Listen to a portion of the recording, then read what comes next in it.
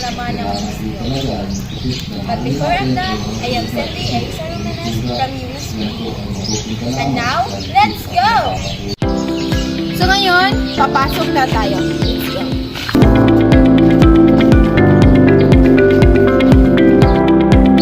So ngayon, sasamahan niyo kami at ipakilala at ipakita sa inyo kung ano ang ginagamit nilang instrumento sa pagtugtog.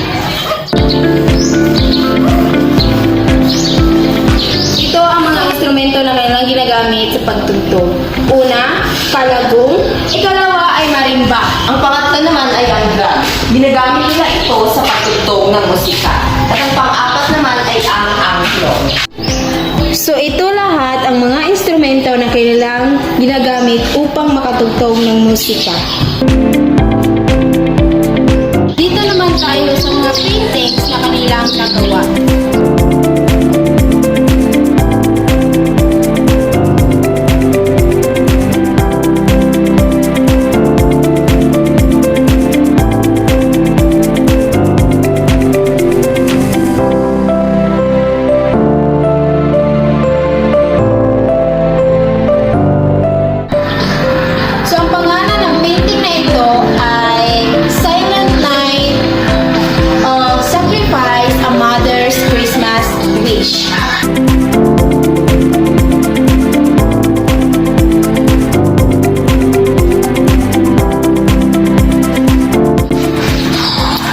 Ito ang ilang larawan sa mga katutubong saya.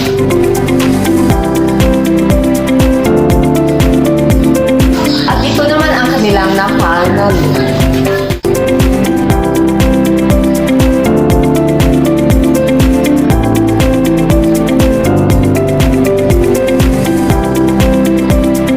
So ang tawag sa corner na ito ay Pride of Vallehermoso Helping Hands Foundation. Ito naman ay ang library. Tara at samahan nyo kami pasukin ang library.